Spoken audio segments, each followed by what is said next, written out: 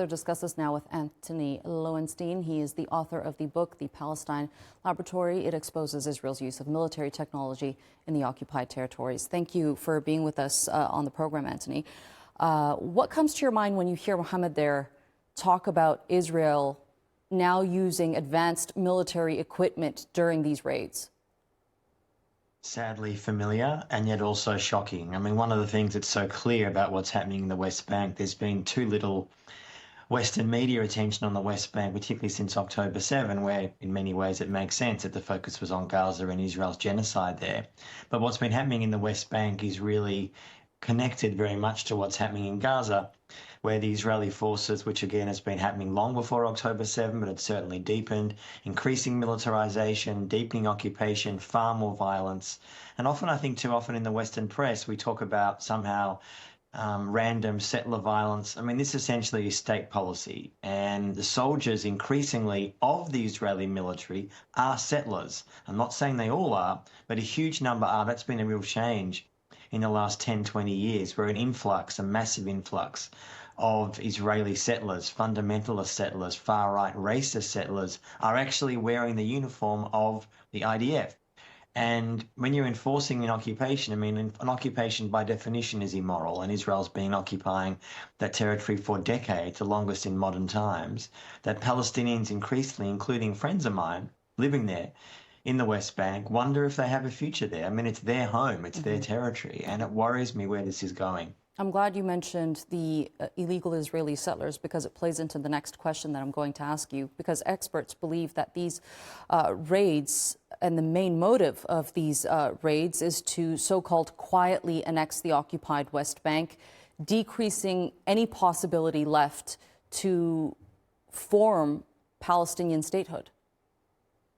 I mean, in many ways, Israel has annexed the West Bank years ago. It's unofficial. It's not a formal document that says annexation. Obviously, every now and then in the Western press, Western leaders freak out about the fact that Israel or the government there wants to annex. But frankly, it's been annexed unofficially. I've spent lots of time in the West Bank over the years as a journalist and lived there, in fact, for many years. And you see what annexation means practically. And since October 7, thousands of Palestinians and Bedouins have been forced out of the West Bank, or forced out of their areas, their towns, because their situation's unlivable. Their homes have been destroyed. This is not a fringe movement. There is a just concerted effort by the Israeli state, by the military, and frankly, many in the Israeli Jewish public, to have no Palestinians in Palestine.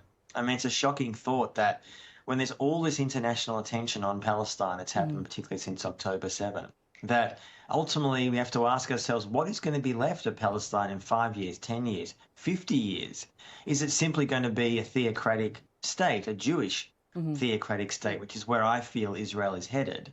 And that doesn't leave much of a life for Palestinians at all, to put it mildly. Right, there's not much consideration of international law when these raids are being conducted. No. What does this say about the international justice system when war crimes are being committed with the perpetrator not being held accountable?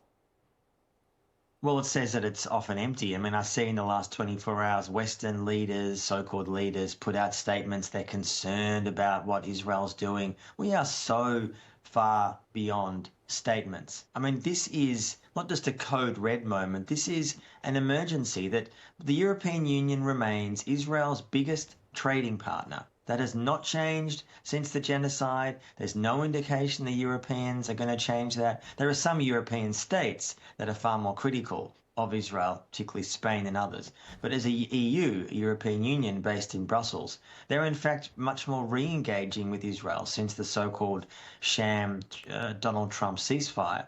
There needs to be enforcement, and more importantly, there needs to be accountability for the soldiers and settlers and generals and politicians, and I would argue journalists, who are complicit in what is going on. This is never going to happen within the Israeli court system. The Israeli court system is a sham. And in international courts are the only place where individuals need to be held to account, whether it's genocide in Gaza or ethnic cleansing in the West Bank. And there needs to be international pressure from various like-minded states to enforce that, to arrest people. This finally, there are huge amounts of Israelis who go on holiday in Europe and to various other places, many of whom have served in the military and are complicit in war crimes. States need to arrest them and charge them with crimes. And I hope at some point, somewhere, I don't know which country, will do that in the coming years. And I think a nation will. It'll be in the global south, inevitably. Okay, Antony Loewenstein, thank you so much for speaking to us here on the NewsHour. I appreciate your analysis.